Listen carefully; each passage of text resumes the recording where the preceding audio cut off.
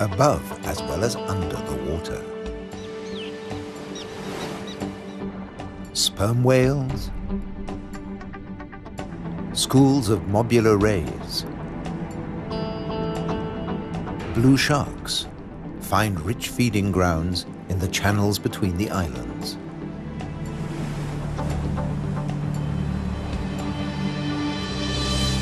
Nutrient-rich reefs draw in life. Blue whales seek out tons of krill in ocean depths. Here, around the Azores, Europe's wild islands.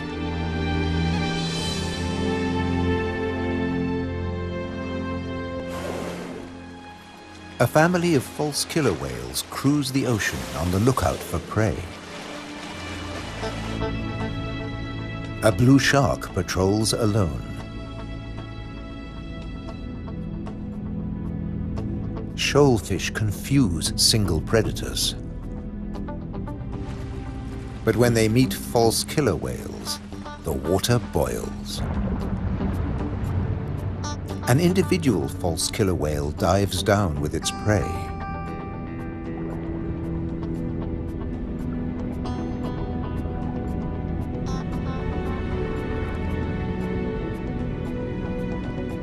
A blue shark comes late to the feast, drawn by scent molecules. But this morsel presents a problem.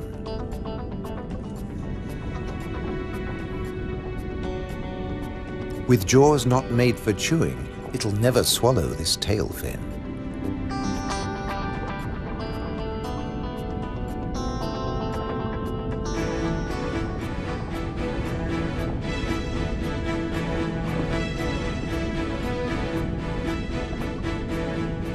Most fish force water through their gills to breathe.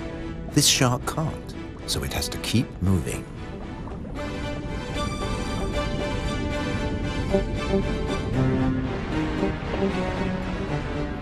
Near the surface, another blue shark is demolishing a tuna. This job its teeth can do: shake and take.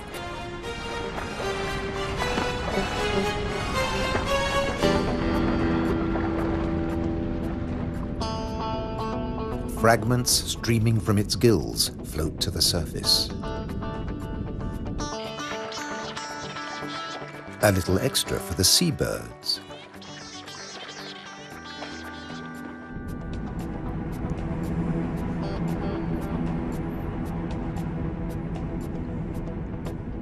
Not all the remains go up.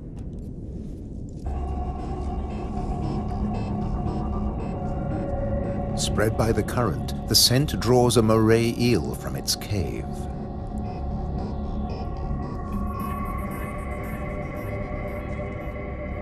Sea bream, triggerfish, and painted combers are on its tail.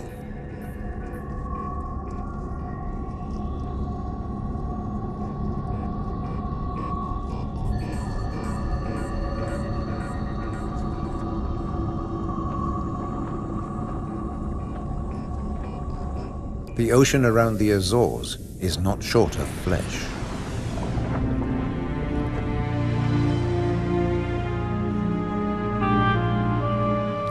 And yet above the water, the islands themselves have no large wild animals.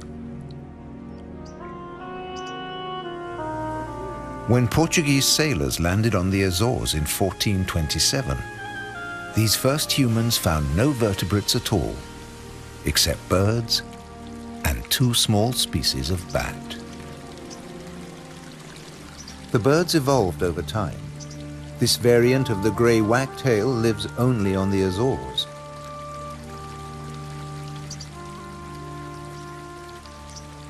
With head feathers a different color from its European relatives. Whole islands have changed too.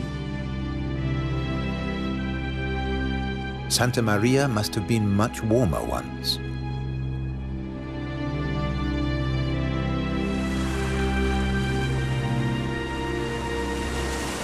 Many of these ocean fossils belong to extinct species that once lived in warmer waters.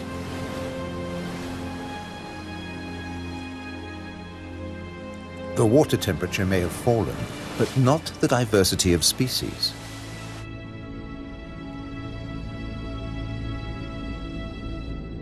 After nearly 6 centuries of human habitation, the seas around these volcanic islands are still largely unexplored.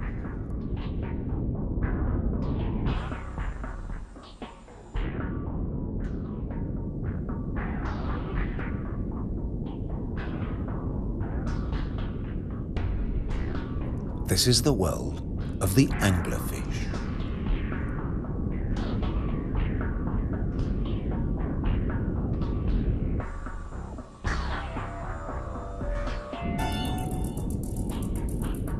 A 1,000 meters down, this pink frogmouth ignores the pressure of 100 kilos per square centimeter. Other deep dwellers are less easy to name.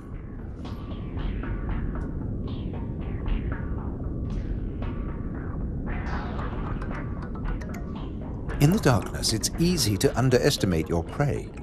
It has to fit into your stomach.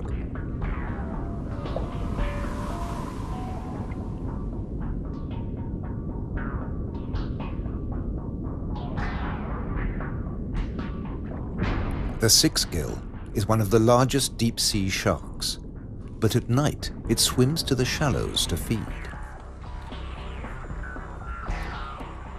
The spider crab lives in darkness. It has never seen this kind of light.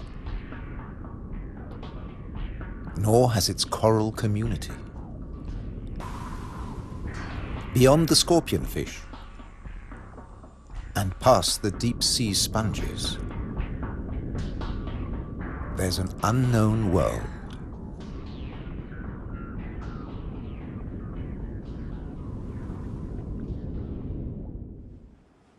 Imagine the Atlantic between Europe and America 8 million years ago. Pressure along the mid-Atlantic ridge forces the continental plates apart. Volcanoes pierce the surface on both the Eurasian and the American side.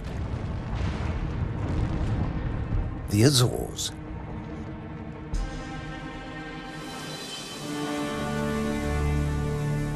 Most of the volcanoes are dormant.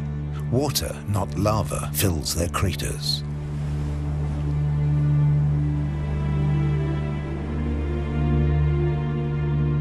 Sometimes only crater edges rear from the sea, worn down by the elements. Spawned by the sea, thereto they will return. For now, it's craters that dominate the landscape. Gases still escape from fumaroles on some of the 1,700 volcanoes. Heat brings water almost to boiling point.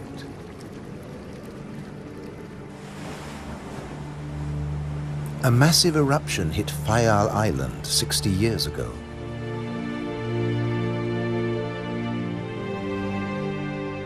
Humans couldn't live in this lunar landscape. Hundreds followed the sun to America. On the volcano's slopes, life had to begin again. Birds were pioneers on naked rock. Wind and birds still bring seeds from over the sea.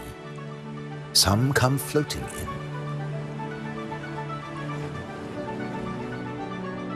Humans brought the Hottentot fig, and plants create the first soil on bare rock.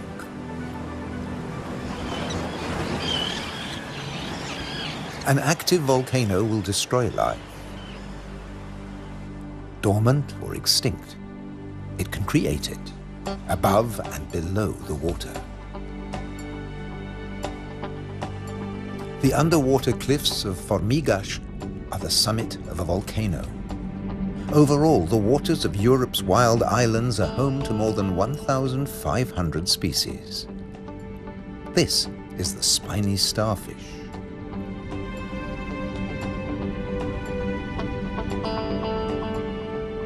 There are 530 fish species, like the damselfish, swarming along reef ledges.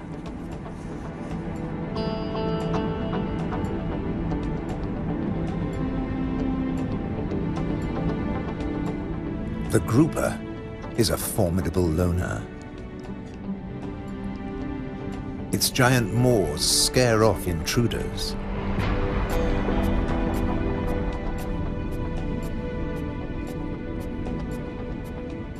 The barred hogfish is a lot prettier than its name.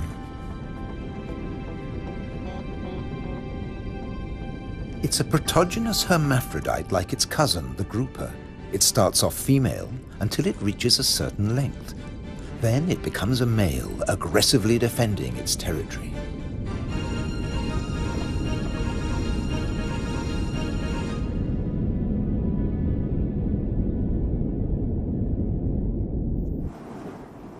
The archipelago's weather changes too, up to 4 seasons in a single day.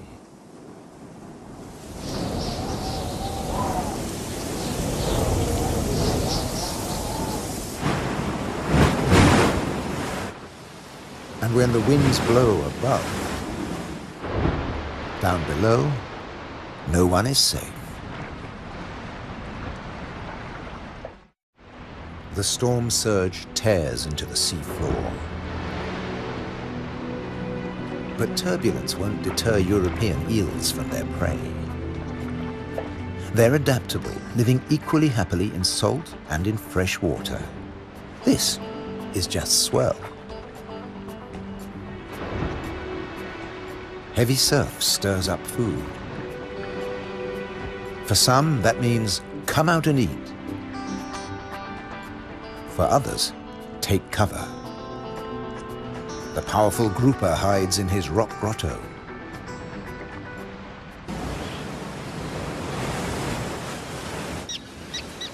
In churning waters, it's tough to spot your prey. But the common terns have no choice. The first chicks have hatched, and they're waiting to be fed.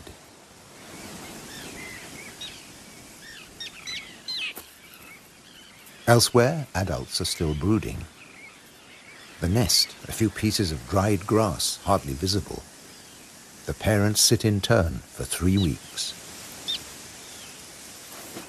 Their beak, both dagger and tweezers, is perfect for catching small fish.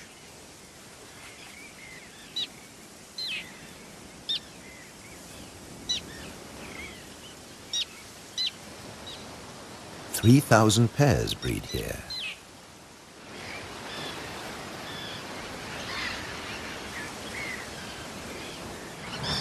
Typically, each couple lays 3 eggs.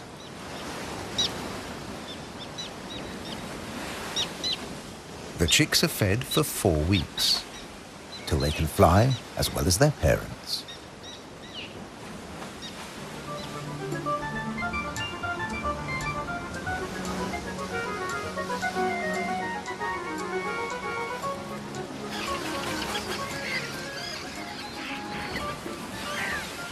Then they're ready for takeoff on the long journey to South Africa.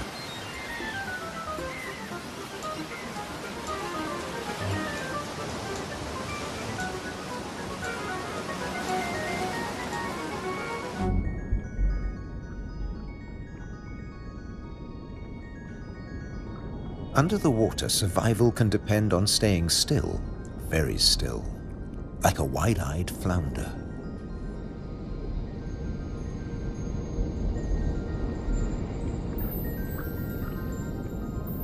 With his general-purpose military markings, the Guinean pufferfish doesn't mind being seen.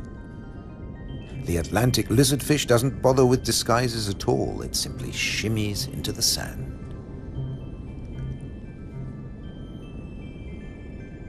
This may fool both its prey and its predators. But it won't fool the pufferfish patrol.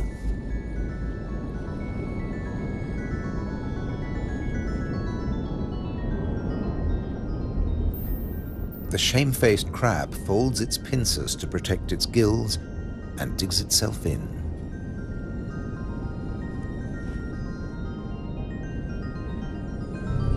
Leaving no opening for the plump flatfish.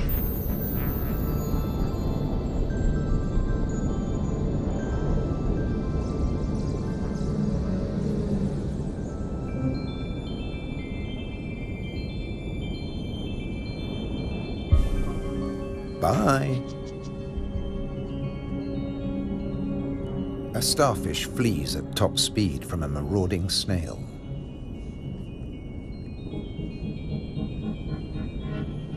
The Triton snail feeds mainly on echinoderms like the purple sea star.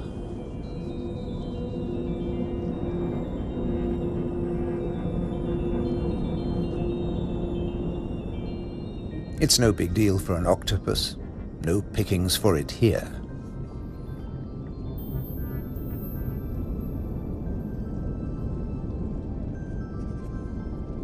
Sacrificing an arm, the starfish gets away.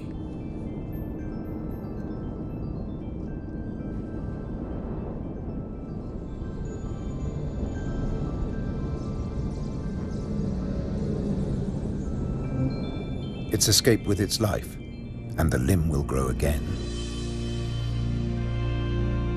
These wild islands in the Atlantic are a freshwater reservoir. Vast amounts of seawater vaporize in the warm ocean air, and freed of salt, they unload onto the Atlantic islands.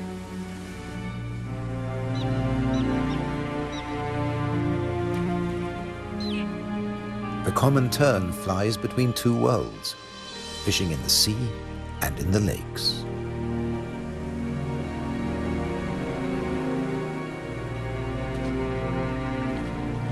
Humans brought the freshwater fish to these islands. Water flows straight off the impervious lava rock.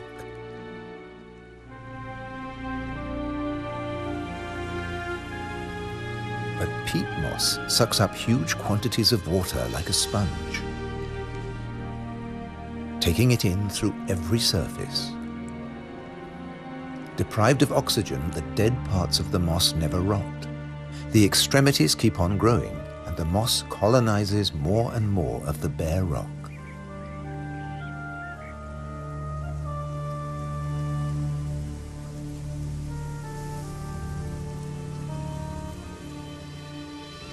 Just beneath, more than 270 caves pierce these wild islands, dark and cold.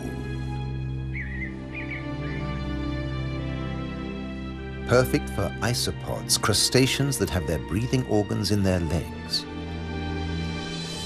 Or for cyanobacteria, a life form that has existed for nearly 4 billion years.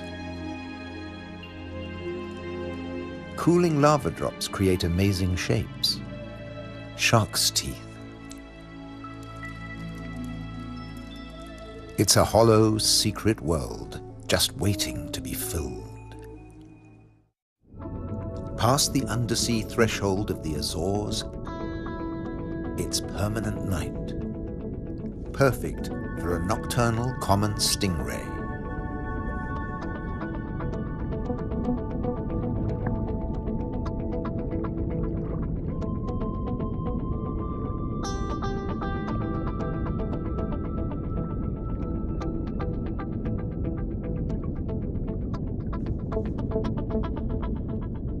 It's not alone here. Sliding over the cavern walls, unicorn shrimp. In the camera light, combers and scorpionfish snatch at their prey.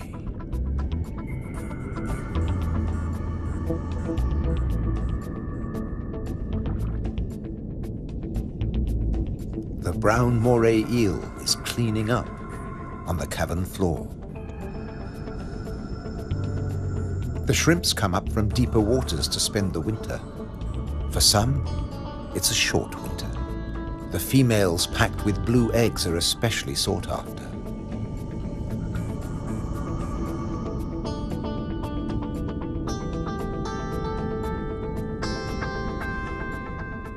The shrimps also live off crustaceans, their own species. What's left of the moray eel's dinner?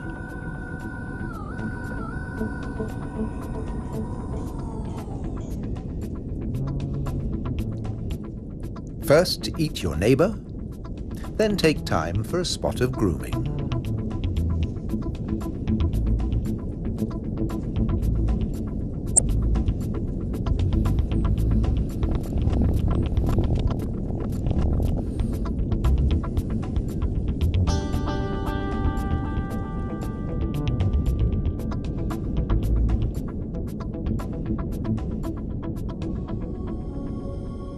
Nearby, on the rocks, an octopus with a human face reaches out.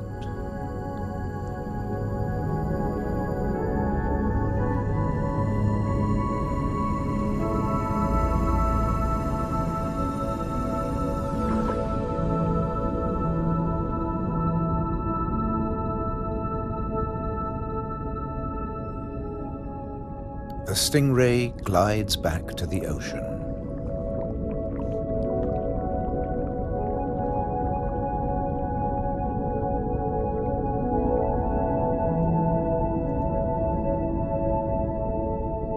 Passing the hundreds of bristleworms growing in front of the cavern.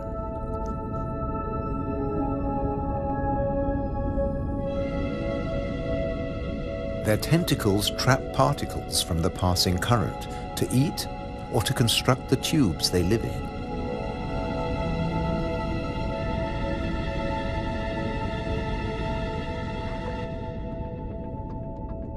Deeper down is a mysterious place, a rare sight in the Azores, a garden of soft corals. They don't make chalk exoskeletons like their tropical cousins.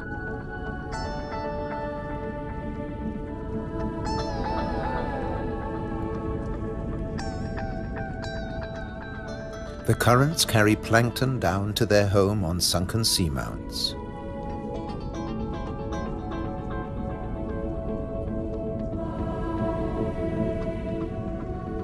The venomous buried anemone is active only at night. During the day, it contracts. Once, scientists couldn't agree whether corals were plants or animals, so they called them anthozoa, flower animals.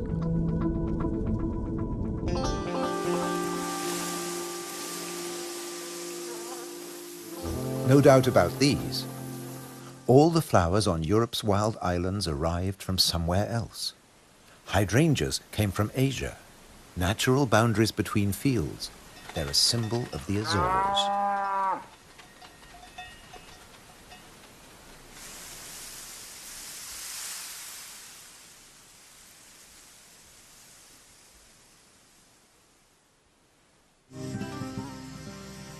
Hundreds of stone walls create hundreds of microclimates for the vines the settlers brought in the 15th century.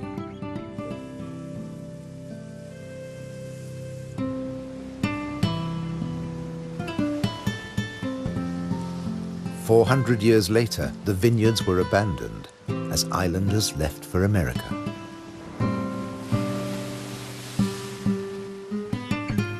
The stone walls became a playground for Madeira lizards. They were brought here by seafarers too. Azores wines are now fashionable again. Nearly 1,000 hectares, more than 2,000 acres of ancient vineyards on the island of Pico have been declared a World Heritage Site by UNESCO. The ruts of ox carts, once the island's only transport. They dragged firewood and building materials for houses and stone walls. And they carried the new wines down to the coast to ship to Europe, but at a cost. Beneath these waters is the strangest, most dangerous place on the Azores. They call it the Anchor Graveyard. Scores of great iron anchors lying on the seabed. When an Atlantic storm hit, the only way to save your ship from the rocks was to cut the anchor rope fast and dash for the open sea. The iron left behind has become a rusting reef for a multitude of creatures. These anchors are coated by algae and tube worms.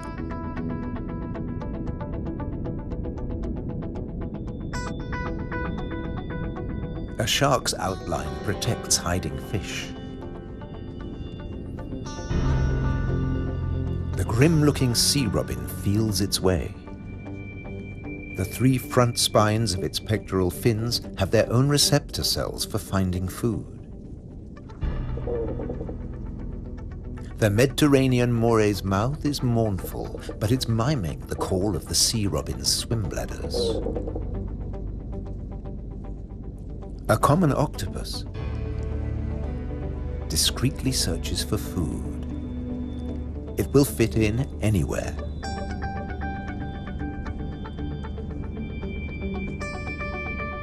While bearded fireworms clear up the corpses in the anchor graveyard.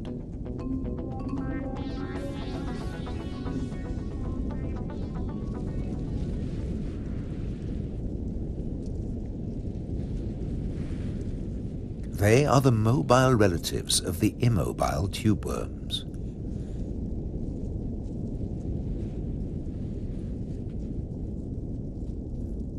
The octopus has found another spot to test its camouflage skills.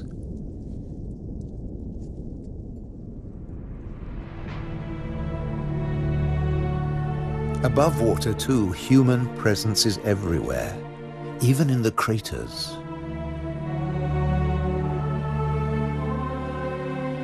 Any straight line means a wall, one that protects the grazing horses and cattle. By keeping the grass short, these domestic animals help the seasonal visitors that have been coming here for thousands of years. The ruddy turnstone digs to find fresh food.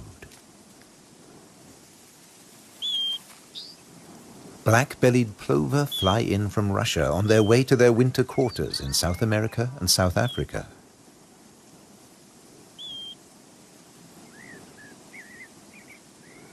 The ruddy turnstone drops in from the Arctic. The northern wheatear arrived from Canada via Greenland. The American pipit drifted in from North America. The blackbird? Well, it's here all year round. It's an endemic variety. The male is darker and glossier than its mainland cousin. Birds have to transport their own weight. A little body can be a big advantage on a long journey. But weight doesn't matter to other migrants. They're supported by water.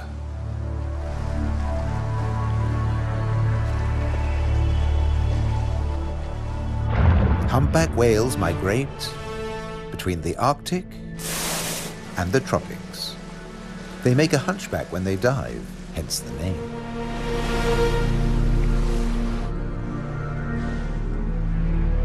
A pod of fin whales, the blue whale's closest relatives. The two species can interbreed. They swim back and forth between Arctic and subtropical waters.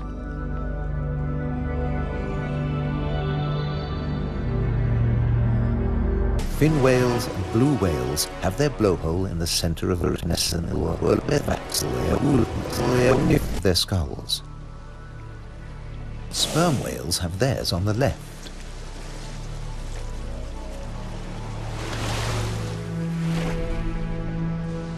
Baleen whales spend long periods sieving krill and plankton from the waters of the Azores.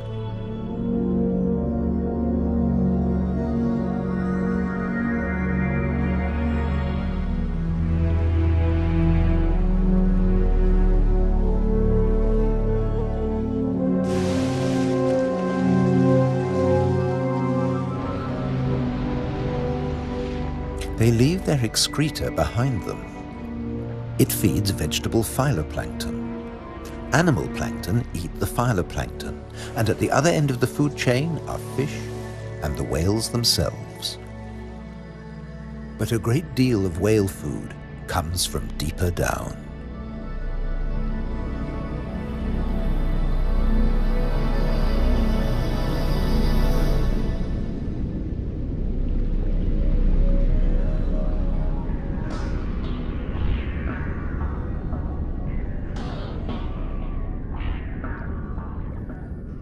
Meanwhile, not all the creatures of the eternal darkness are permanently banished to the depths. Every night, countless organisms leave the realm of the bizarre anglerfish and rise into shallower waters. Colossal amounts of krill join them on the upward journey. A nightly vertical migration. Salps and bioluminescent comb jellies illuminate the greatest movement of biomass on Earth. All here to harvest the vegetable plankton or get eaten themselves. This innocent-looking blob is anything but. A Portuguese man-o'-war is a colonial organism, a conglomeration of polyps serving different functions. One polyp is the sail. Innumerable other polyps repel invaders or catch booty with tentacles that stretch up to 30 meters. On the right, a salp has become ensnared. Venom from stinging cells kills the prey. The tentacles drag it to the mouth.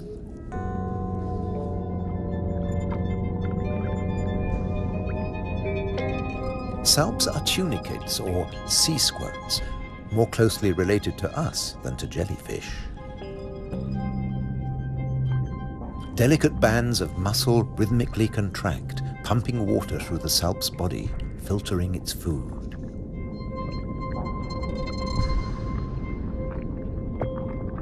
Salps build into chains and can direct themselves through the water.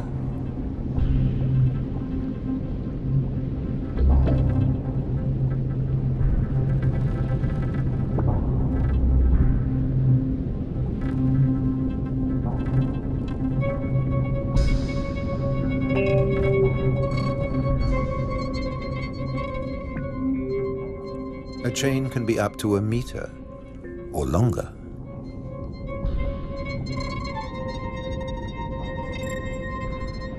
Unlike salps, many jellyfish have venomous tentacles. But they too have predators. They're one of the favorite foods of loggerhead sea turtles. On their 5-year journey from the Florida beach where they were born, they swallow innumerable jellyfish immune to the venom. But there's another hitch. Comb jellies have no sting cells, but in the water they look a lot like drifting plastic.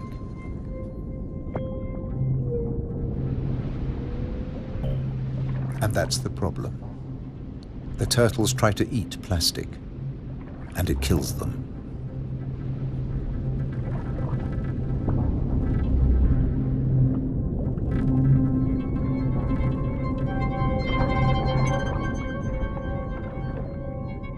This is a great jellyfish hunter. At up to 3 meters in length, the ocean sunfish particularly relishes the Portuguese man-o'-war. But that too catches other jellyfish.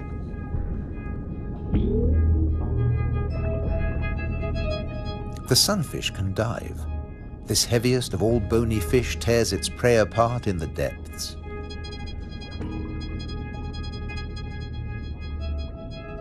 The man-o'-war must stay on the surface, but it's a most effective hunter.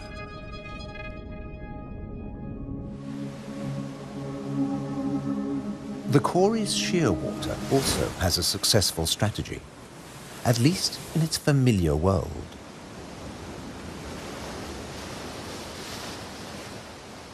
It deposits its eggs in niches high on the rocky cliffs. No surf, no high tide can reach its young. But now they face a new danger. Stray cats.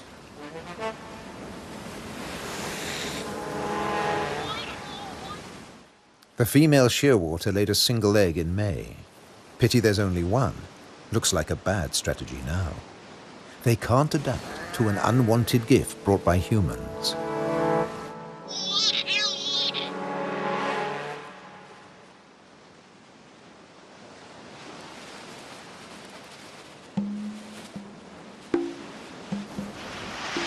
On the island of Corvo, more than 80% of predated chicks are the victims of cats.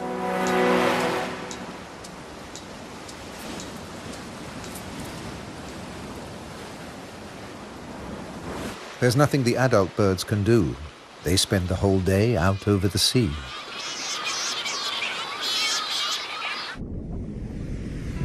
By contrast, periphyton, a mix of algae, bacteria, and microbes, stay where they grow, ruled by time and tide. Some quickly find a home on flotsam and jetsam. Attached and yet mobile, they drift across the ocean. Goose barnacles fix onto hard surfaces. Their cirri grasp plankton from the water. No matter what it's made of, marine debris attracts life forms.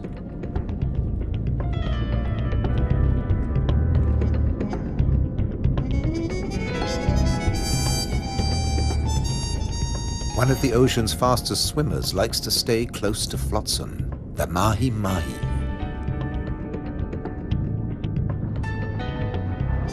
Because floats and buoys provide protection in the open sea. Some species may have survived ocean transfer as passengers on floating debris.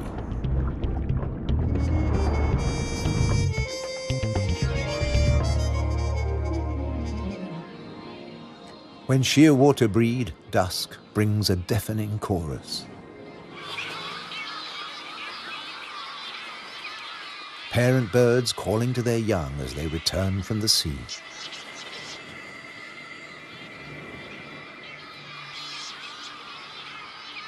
The birds recognize each other's cries. 75% of all the world's shearwaters breed in gigantic colonies on the Azores.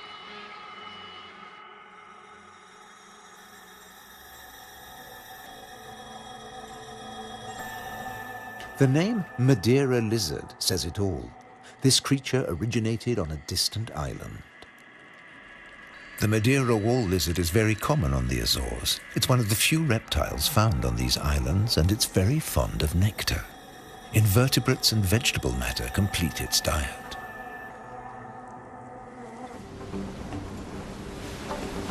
Just across the bay is the domain of a giant.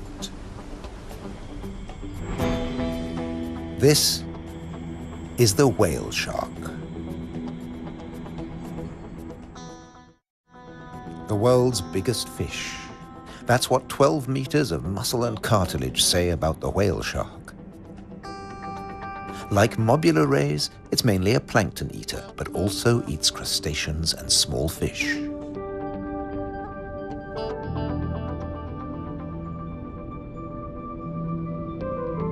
The rays' rolled fins on their foreheads direct the plankton into their mouths.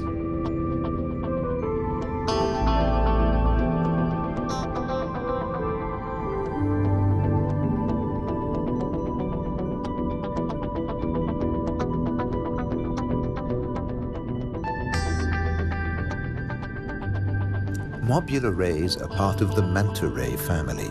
They cruise in small groups, shadowed by fish using them as cover and picking up their leftovers. Flying in slow motion, the rays dance through the ocean, round the volcanoes.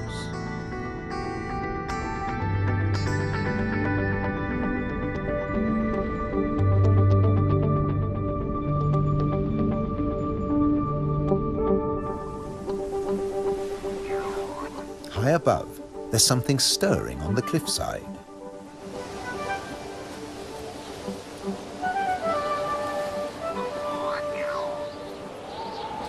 A Cory's shearwater leaves the nest niche for the first time. He doesn't know a thing about flying, but his parents have stopped feeding him. He has to learn to fly as fast as possible, or he'll never have a meal again.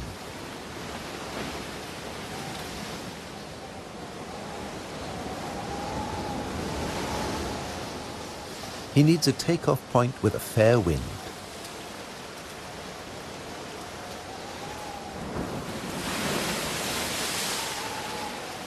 Even on the rocks, he looks unsteady.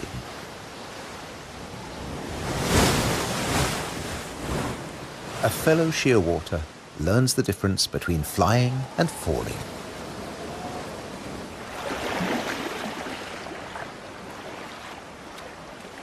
If you're already on the surface of the sea, there's nowhere further to fall. But getting aloft is even more difficult.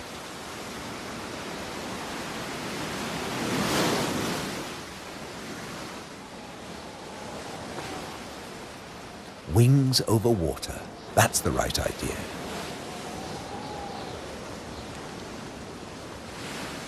Taking off from the sea in a side wind? Tough even for the experienced.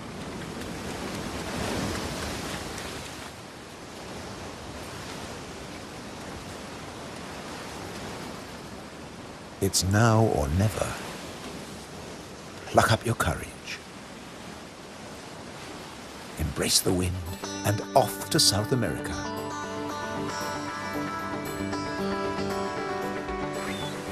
On the Azores, you're either coming or going. In December, with the sheer waters long gone, male sperm whales are returning from their feeding grounds in the Arctic waters.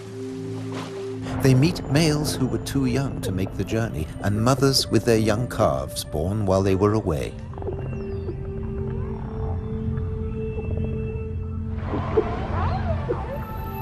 While the mother dives for food, her calf stays on the surface. It'll be 2 years before he dives with the group.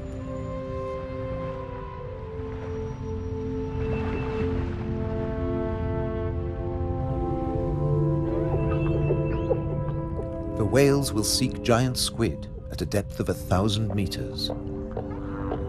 At 18 meters and weighing in at 50 tons, sperm whales are the world's biggest toothed whales.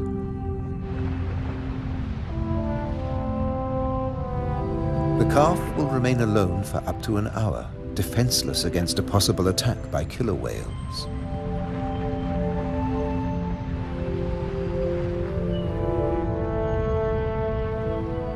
Finally, the group return from the deep.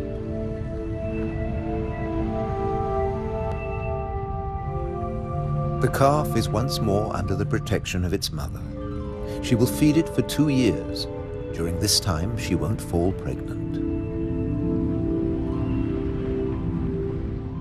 Now the whales can take their ease, preferably hanging vertically in the water.